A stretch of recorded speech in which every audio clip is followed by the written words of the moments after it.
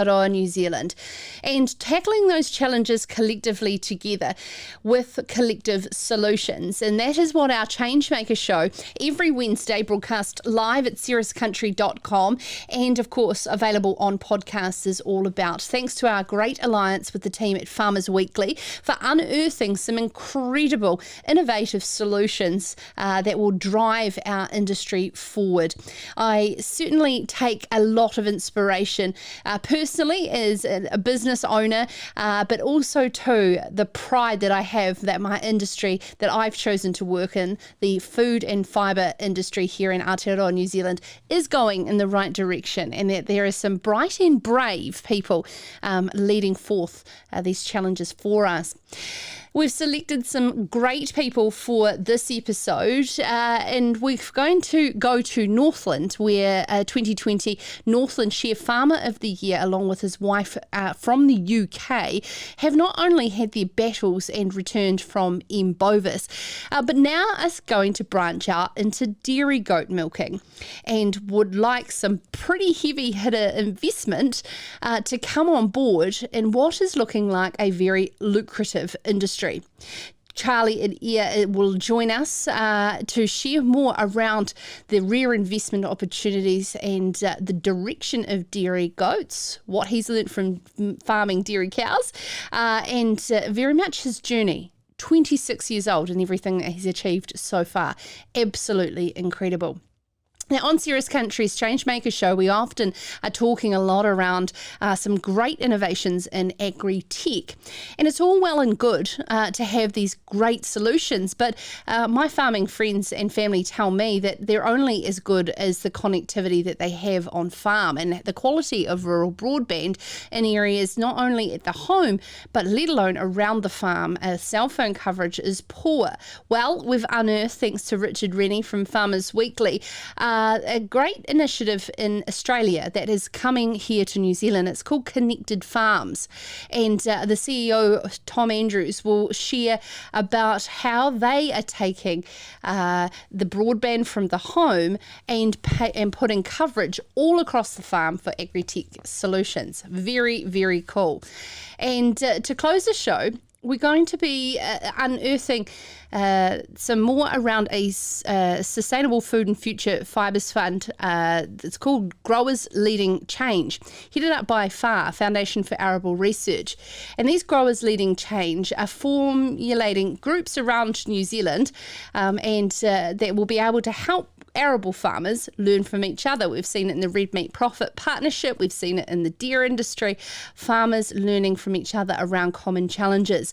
Well, the project coordinator, Callaghan, will join me in studio to talk more about the project and the opportunity for arable farmers to still come together and maximise on this funding to take their business forward collectively as a group. But to kick off the show, we're going to head to my old patch, Central Otago. Now, often in April, March even, you'll see the nets start to go on to protect that valuable fruit in the viticulture industry from those pesky birds. Well, in orchards as well in Central, there's a lot of gunshots going off, but as there has been some urban encroachment, as you'd say, from lifestyle blocks and subdivisions, these options aren't necessarily our future. Well, one viticulturalist, Timbo Deaker, is going to join us up next to showcase how they're using lasers to deter the birds from eating the grapes. This is Cirrus Country, produced in alliance with Farmers Weekly, the place New Zealand farmers turn to for a trusted source of in-depth agricultural journalism. Stay connected to the matters that matter most by subscribing to My Daily Digest at farmersweekly.co.nz. Oh, nice boots. Yeah, thanks. They're new.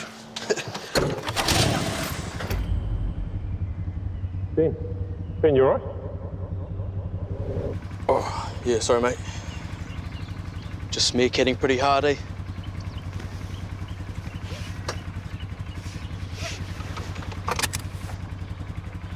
Yeah, I just said to myself, Ben, you work hard, you deserve new boots. Well, Kicking off our Changemaker today, and as reported by Richard Rennie in this week's Farmers Weekly's New Thinking piece, following on our Opinion Maker theme last night around the industries that are grappling with labour shortages. The viticulture industry is certainly not immune.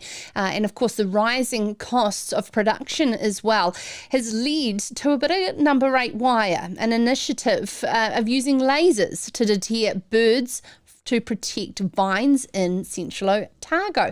We're joined now by Viticultura's owner, Timbo Deaker. Timbo, welcome to Sarah's Country.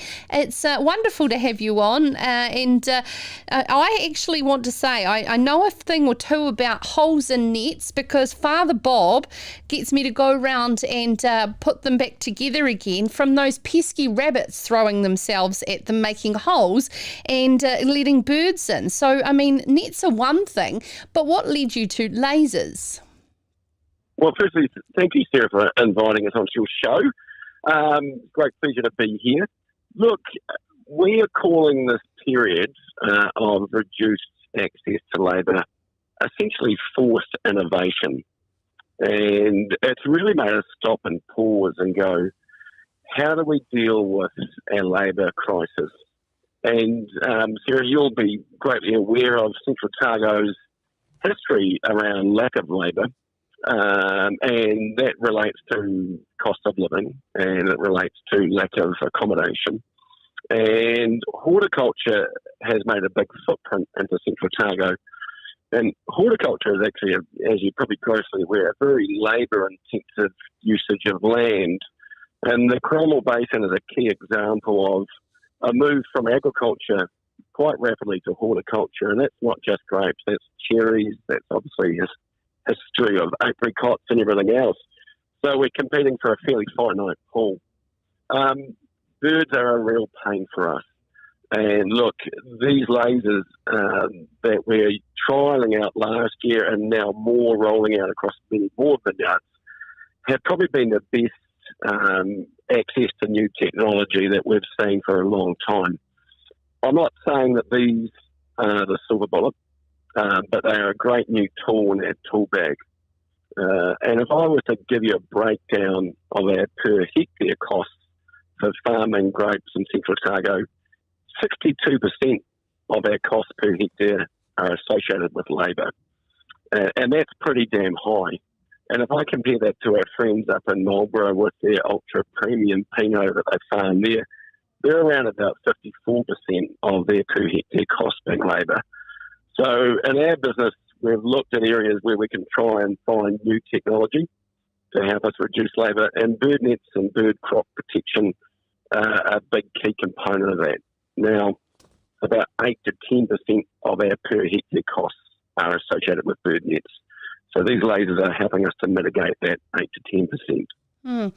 And of course, I mean, I tell you what, it gives you a hell of a fright when the gas-fired guns and shooting goes on, which is predominantly what I associate with bird protection. The lasers must offer a lot more of a quieter opportunity, especially with an urban sprawl in Central as well. Oh, Sarah, you've nailed it, to be fair. That is, residential encroachment is a major concern for us.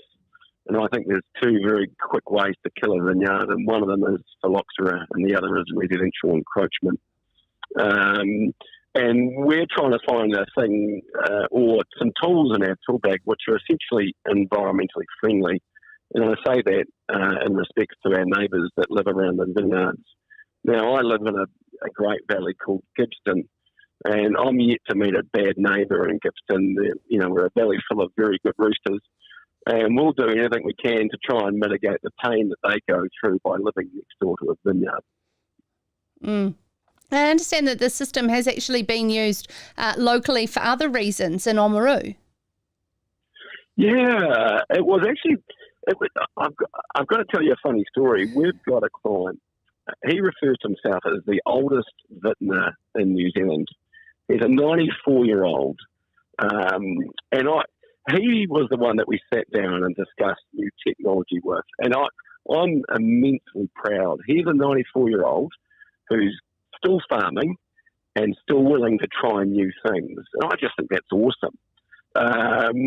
So we trialled this on his vineyard last year, and we trialled another laser on another vineyard at the back of Lowburn.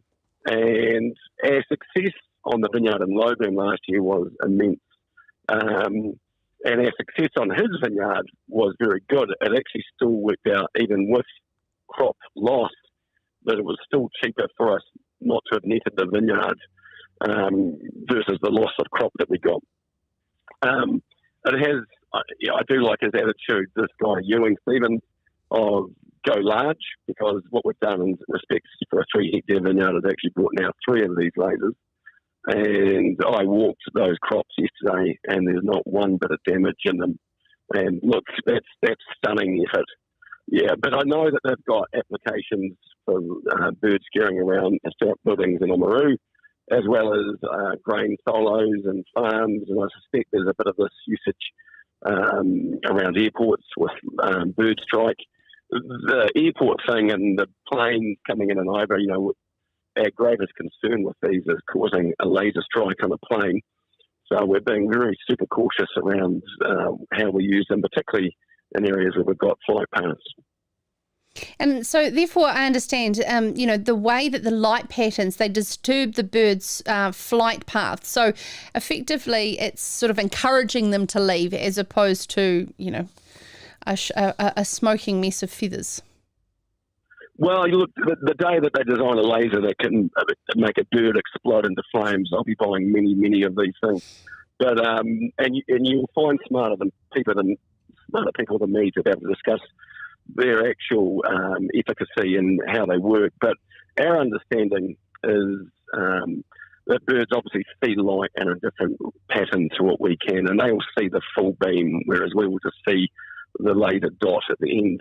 And it's enough of a disturbance and enough to irritate their flight path that they just keep moving and moving and moving. Now, we referred to this as a tool in the tool bag. And look, we still use other bird deterrents when we've got the lasers. So we will still have an acoustic, a gas gun per se. We'll still have someone that will come in and with the shotgun and be patrolling, particularly at the morning and in the afternoon. But it has so far afforded us a lot safer vineyard. Bird nets we're big fans of, but trying to work labour and machinery underneath them is quite problematic, especially on particularly steep vineyards. It has allowed us to have more access of tractors and labour through the vineyard at the end of the season, and it's opened up a lot more tools in the tool bag for us as well. Fantastic. Timbo, next step, working on lasers for rabbit control? That would be great. That would be superb. We're big fans of, particularly the peregrines that fly around Central Otago.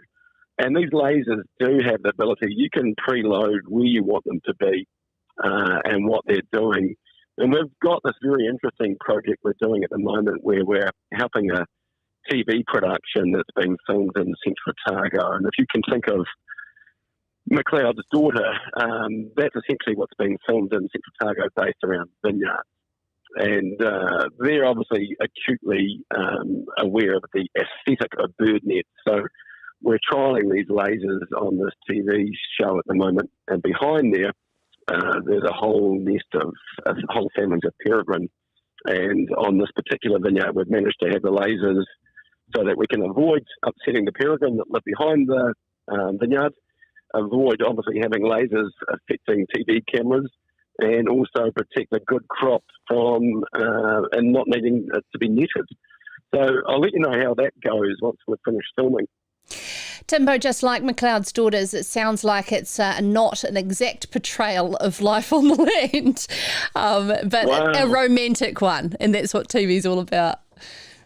Yeah, if they can make South Australia look pretty impressive with McLeod's daughter, I think we can make a lot better effort with Otago. Yeah, absolutely. Thank you so much, Timbo Deaker there, talking to us out of Central Otago and the technology of using lasers to keep pesky birds away. Now, I need to mention that it's been sourced from a New Zealand firm, Main Track Group in Westport, installed in 6 other vineyards across Otago. Just a bit of a shout out there to Main Track, because I can see there from what Timbo said, there's lots of different applications that may be used in, our crops here in mid-Canterbury, in horticulture as well, across the board. New Zealand, you'll know how we can apply that. Now, after the break, a rare investment opportunity in dairy goats. We're going to talk to a dairy farmer, a cow dairy farmer, Charlie Adair, about why he is moving into milking goats. This is Sarah's Country. Catch the latest on the matters that matter most wherever you are. Listen to Sarah's Country on Spotify, iHeartRadio, Apple or Google Podcasts. Try asking Alexa or Siri. Play Sarah's Country on podcast. Australia and New Zealand are home to some of the world's most innovative farming pioneers. Zematic is proud to partner with farmers who are committed to leading the way in sustainable water management. The Trailblazer Sustainable Irrigation Awards celebrate sustainable irrigation management, irrigation-driven improvements, waterway protection and environmental stewardship. See how our Trailblazers are leading the way at irrigationtrailblazer.com/winners. Well, on Sarah's Country's Changemaker every Wednesday, I absolutely believe every week we uncover the biggest inspiration that is around our primary sector across Aotearoa, New Zealand.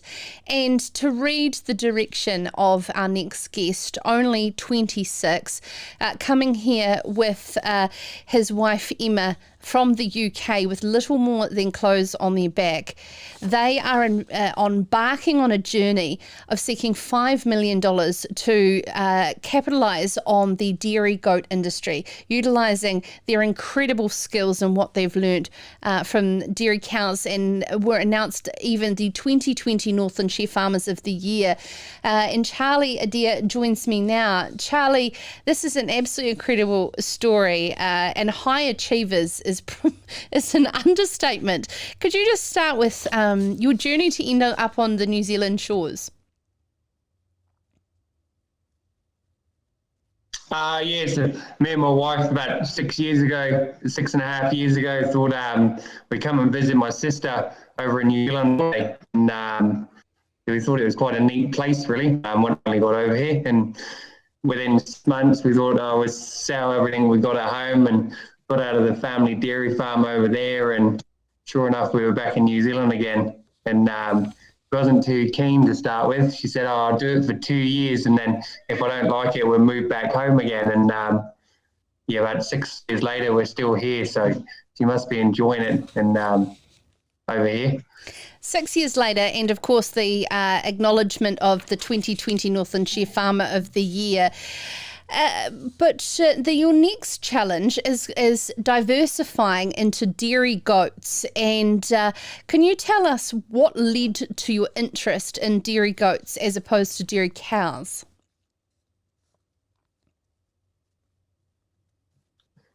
Main reason we looked at goats was because you had such cool things about the cooperative, dairy goat cooperative, and thought I sort of looked into it a little bit more, and then seen this goat farm come up down the south, just down the end of the road. So thought we'll look into it a bit more, and done a few numbers in that, and thought it was quite a cool opportunity within this sort of area that we're in. And we're just trying to build a business that's resilient all round. So just dairy goats is another level, really, that makes our total business more resilient to the effects of power and drought and everything else has to the industry up here. Can you give us a bit of an understanding around sort of like the revenue streams and the levels that shareholders of the New Zealand Dairy Goat Co-op are achieving, some of the cost of productions that may differ from dairy cow production, etc.? Yes, obviously the costs are a lot higher, a lot labour intensive, and goats are housed all year, so they don't go outside. So that sort of drives up your costs. But you sort of look at the averages throughout New Zealand for dairy goat production, and you're sort of sitting around that sort of $11 to $14, with sort of cooperatives payout this year being the lower one for a few years, sort of sitting over that $17 mark. So you're still, in terms of a bad year as such, you're still getting a good return. Absolutely. And then what about the labour-intensive nature of milking goats?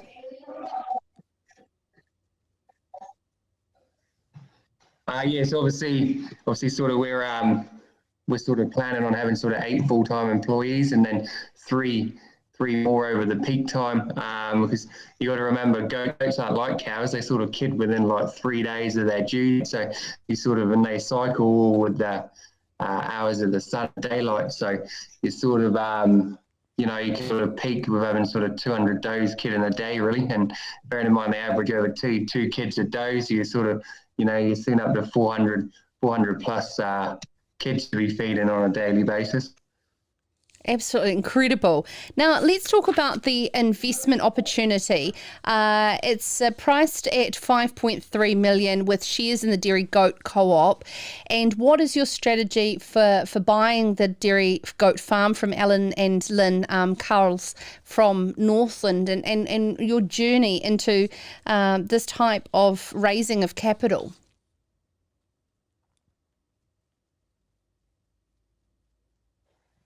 So it's sort of calling for minimum investment of $5 million, and that sort of gets you to around about a third of the company that we've set up. So we've got it under contract, sort of goat shares and land. And that's sort of what we're looking for at the moment, really. And so are you looking for one particular high net worth investor, or will you be able to structure more smaller share portions? So we're sort of sticking to that minimum of $5 million at the moment, just because we sort of only want three to four investors, really. Just because I don't know, I'd like to get on with people quite well. So if we sort of look for 3 or 4, we can sort of keep in contact a bit more regularly than we can if we sort of had 20. Really. And what made you think, in terms of you're 26 years old, you're a high achiever in our primary sector, farming in your own right at the moment, and all the challenges and learnings, but for someone of your age to take on such a massive project and raise, considerable funds, do you think that that's the only way of progressing for young people to end up in farm ownership and equity from a large equity partner? Not at all, really, because we've, I've got a farm that we settled this year. That was on a lease to buy, so we sort of agreed the price 2 years ago, done a few cash flows and a few budgets, and sort of I knew, we had strict goals that we had to achieve financially to make sure this sort of happen this year. So we've sort of planned on the way through.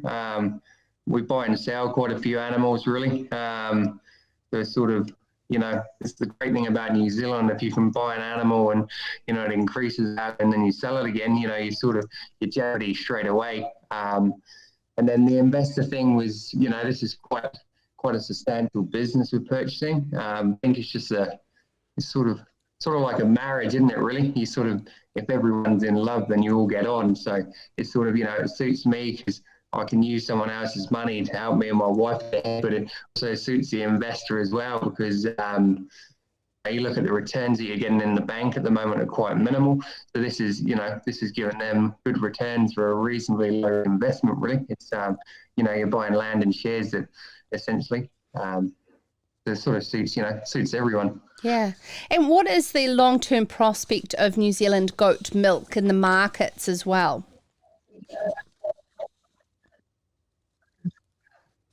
I think it's very, very good. If there was a market going forward, we sort of wouldn't look at it. But when you look at market started sort of 25 years ago and how they've expanded now across the world, They sort of control volumes. They sort of try and match their supply with their land and be quite conservative on that, which is a real good thing for a cooperative company, because it just, you haven't got too much worry about the oversupply. They're not chasing milk without the buyers either end, so it means they can hold their payout rather than have to cut the payout to sell product just to get it off the store, really. So I think the goats, New Zealand dairy goat industry has got a real strong future going forward. Fantastic. And it sounds like so do you, with such a huge appetite for risk, or calculated and managed risk. And you've obviously proven yourself already in the industry and what you've been able to achieve. But it certainly hasn't come without its challenges as well. You've had some setbacks, and particularly with M. bovis. Yeah, no, that was sort of when we first started buying and selling animals. Brought a line that, I purchased the line 2 days after the first ever case of bovis was found in New Zealand, and about 18 months later, it turned out these were trace animals, and they thought they might have bovis, so they culled them, and compensation wasn't quite as comprehensive as what it is, and quite slow to dish the money out, so it sort of starved our cash flow for a little bit, and we're sort of getting sick of farming at that point. But you sort of, when you're down in the hole, you get the spade and you dig on out, don't you, really? You don't sort of sit there and mope. Sort of got back on with it again, and, it doesn't kill you, it makes you stronger. So we sort of, went harder after we got going again and caught back up. But it's sort of, we've sort of got more criteria around purchasing. We're a bit more wise to the bovis. We know what it is and where we buy stock from. So touch wood, we haven't had any issues since. Fantastic. And your attitude is what will continue to deliver your success. I'd just like to part ways with you, Charlie, on your advice for really hungry young people that want to progress in the sector, and your advice on how to, stick at it when the going gets tough.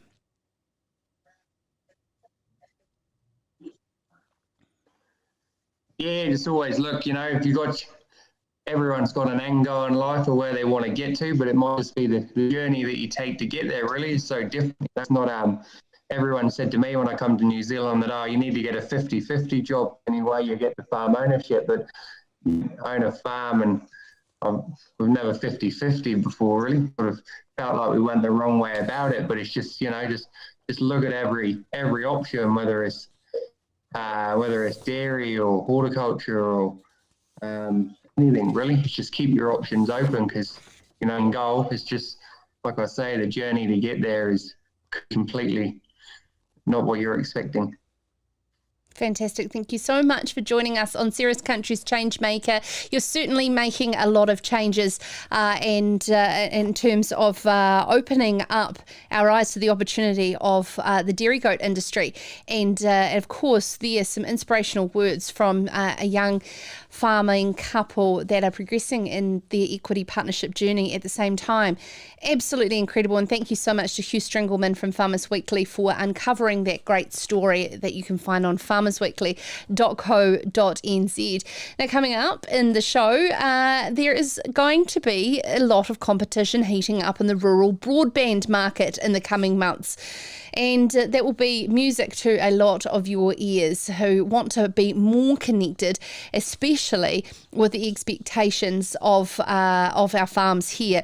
Connected Farms Chief Executive Tom Andrews from across the ditch joins us to explain what the next phase of a connected farm may look like, and it's already underway with some tests in South Canterbury. All that up next here on Ceres Country. This is Ceres Country. Join the conversation. Have thoughts on an interview? Or have you got questions you want answered by a future guest? Let us know. Email sarah@cerescountry.com.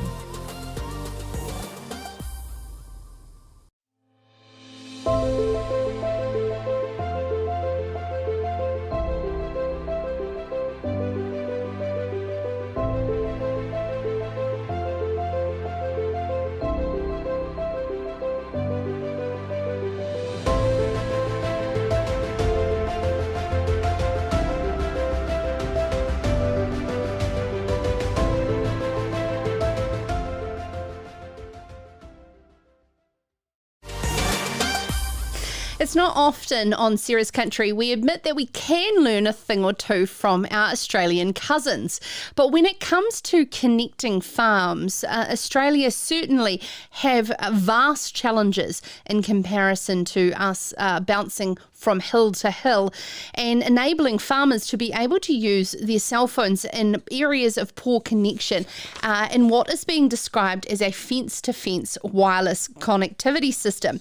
Joining us now from Connected Farms across the ditch is Tom Andrews. Tom, thank you so much for taking the time to join us.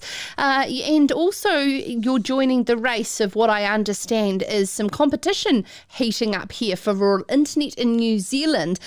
And Connected Farms want to be very much a big part of that. Could you give us a bit of an understanding around the challenges that differ and are similar between Australia and New Zealand's rural connectivity? Hi, Sarah. Thank you for that, and thank you for having me on the show. There are some similarities, but the biggest one, which is the actual just need for connectivity over farmland. That's a very common concern both here and in New Zealand. And it's not just from an ag tech perspective, it's for worker safety and so on, lone workers. All these things are very current issues both here in Australia and in New Zealand. And that's what we, as Connected Farms, have set out to solve these problems and provide solutions. Differences are vast, where we've got very large, broadacre, flat as a billiard table farms here in Australia. You're quite right, in New Zealand the terrain is much difficult. It's very similar to my native Scotland. I've brought some tricks from Scotland that we'll use in New Zealand. And it's really, though, each farm is different. There's no cookie cutter solution for any farm, because farming practices are different, farmer requirements are different, and of course terrain, size of farm and shape of farm are all things that influence the actual solution that is eventually deployed over the land. Yeah, absolutely. And it looks like there is some competitiveness with not only Connected Farms, but Elon Musk's Starlink network building up a rural customer base here in New Zealand. What is your first sort of spade dig in the ground project from Connected Farms and your learnings today? We're going to start with a broadband to the farmhouse offering or farm office, simply because that's a really good platform to start with. There's been tremendous work done with RPI2 and so on. Some of the WISPs over there, your Easy Connects and so on, have done some fantastic sterling work in getting coverage to the farmhouse, and that is the starting point, getting broadband connectivity to the farmhouse. And that's where we're going to start. And from that, we will then work to take that coverage over the land where the farmer needs it. After all, he doesn't spend all day sitting in front of his computer. He's out in his land. That's where he needs his connectivity, and that's where we'll deliver it to. What's the sort of cost involved in creating wireless, mobile-like coverage across your farm before we start to go into those, productivity benefits? But, what's sort of the average sort of setup of a sheep and beef farm that's got hilly terrain here in New Zealand? It's very difficult to give an average cost because, like I said before, every farm's different in size and shape. So, obviously a smaller farm is going to be a lot less than bigger farms. In New Zealand, we've done some trials in the South Island down near in around Fairley, and we've looked at a range of farms there and farm sizes and done some cost analysis on that. And what we're trying to do is take it away from a capital cost, which could be, anything from, say, $50,000 to $120,000. We're trying to take that model off the table and replace it with a network as a service, and that could, very, very similar to a mobile phone plan. That's where we need to get to. A lot of that depends on how many farms we can get in local areas to come together, and that's very difficult. But where we can do that there is substantive savings in that. We can reduce the cost for all of the farmers if we do that. So that is our ultimate model to get that as software as not software, network as a service, and we can control that over our software and back of house platforms here as to the different types of plan and coverage that would be offered. So therefore, if our listeners and viewers have very limited options where satellite might be the only option to get to the farmhouse, your system with Connected Farms can bolt in effectively to that? Yes, absolutely. There's two parts to what we do. One is, as I said, at the moment, we're starting with broadband to the farmhouse, and we have our own satellite solution for that. But the coverage over the land, we will use any broadband connectivity that is, because we've got to acknowledge a lot of the farms already have broadband to the house, and all we will do is then take that signal. They'll still have the full broadband at the house, but we will spread a layer of coverage over the farm so that they can use the mobile phone, as you alluded to earlier. If we put the analogy to water in terms of the volume of the pipe and the pressure coming in, the one thing I think about is latency or signal delay when it comes to the house and then is distributed across. Am I going to need a large unlimited data plan and a large amount of download speed? It depends what you're using it for. Things like satellite are no use for example, if you're a gamer or if you've got kids who are gamers, satellite, the latency just doesn't make it work. It's never going to be successful. But for business applications, for ag tech, they tend to not use a huge amount of data. Voice uses very little data. A 5 to 10 minute call usually is only about 5 to 7 megabits used in actual data consumption. So unlimited plans are great, and that's certainly what we're offering as a satellite broadband plan. They're all unlimited, but the actual consumption and for voice, which is what a lot of the use will be for, is negligible. And then, of course, when you look at the lower sensor use, the IoT applications, they only use like 12 bits per signal, and some of them, say a water trough, may only report in twice a day. So the actual consumption is very little, and it's only when you get involved in advanced mapping software. So for planting patterns and fertilizer application patterns, they can use a lot more data, but only because they're downloading imagery, and that can actually take quite a lot of data. Can you give us some practical examples on this this farm in Fairlie of what type of agri-technology they're using and what type of management decisions they can make based on that information? Well, to a limited extent, yes. We actually only provided the connectivity piece. We didn't actually provide any of the ag tech solutions, and that's a very important point for connected farms, which I might just digress a little bit into. That's where we see our role in the market is to provide a connectivity solution, and then the choice of ag tech then comes down to the farmer.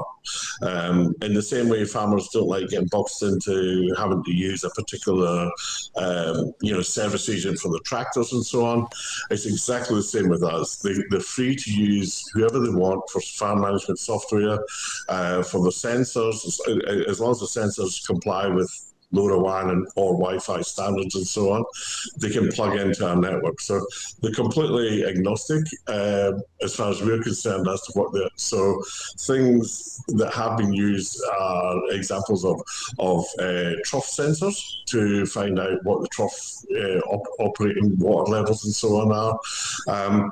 We've not had experience in New Zealand, but in Australia we've actually had sensors on animals, and that has been a voyage of discovery, because animals tend to not like wearing wearables and remove them at the first opportunity. But we have seen those sort of things in use. And really the infrastructure that can be used for is everything from moisture content on soils. So say on the east coast of South Island, where you've got a lot of dairy and irrigation, you can actually look at what the soil moisture content is and optimize your irrigation patterns and so on around that. And even control the amount of water you're using. So they're the types of applications, not just us, anybody who's involved in ag tech see that, but I must stress that we provide the connectivity layer that enables that. That's what we do. We enable digital agriculture. Tom, that is the one crucial part that we need, is exactly what you do. We talk about some fantastic agri-tech applications on farm, and the farmer that is listening to the show is saying, yeah, that's all well and good if I've got reliable, good connected broadband, and so therefore you're that crucial piece in the middle. And I mean, we've had on the show last week talking around what a smart pivot irrigator will look like, the applications of that. Halter and Allflex are playing in, cow collars. It's absolutely incredible where this can go, and what a smart farm of the future will look like, all thanks to the likes of Connected Farm, who are playing now very seriously in the New Zealand market from what they have learnt in Australia. Thank you so much for your time, Chief Executive for Connected Farms there, Tom Andrews. Now, coming up on the show to close, we are going to hear about how growers are enabling change. Our arable growers in Canterbury have successfully got a SFFF fund from MPI to work with FAR to ensure that they are prepped for the future and making changes here in Canterbury. This is Sarah's Country, produced in alliance with Farmers Weekly, the place New Zealand farmers turn to for a trusted source of in-depth agricultural journalism. Stay connected to the matters that matter most by subscribing to My Daily Digest at farmersweekly.co.nz.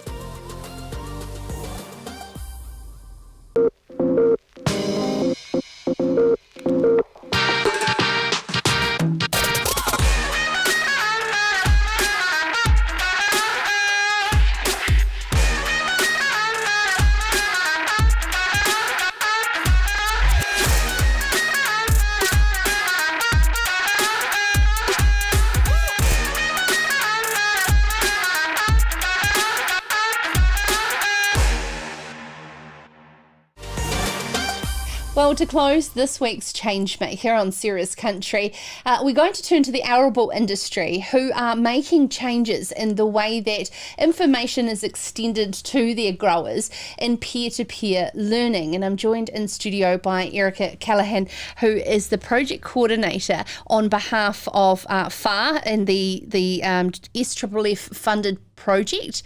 I think it's the MPI. Thank you for coming in, Erica. First and foremost, this is a really exciting way that farmers love to learn in groups from each other. I'd really love to start with how you ended up in this particular coordinator role. Yeah, thanks for having us, Sarah.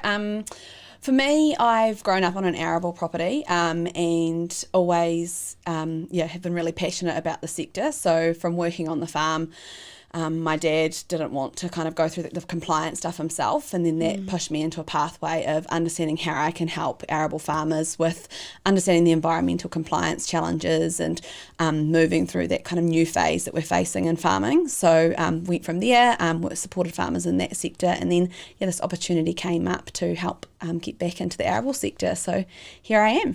Oh, it's fantastic, and what a great way of utilising a problem to do a wider solution to a wider group of growers. So Growers Leading Change is the name of the program that Foundation for Arable Research has co-funded with MPI. What were some of the fundamentals that you modelled off in other parts of the sector when you put it in this application? Yeah, so it's all about knowledge exchange for our growers, and we've seen in the red meat sector and deer sectors, they've got some really successful successful frameworks like the Red Meat Profit Partnership, where they've got discussion groups set up across the country.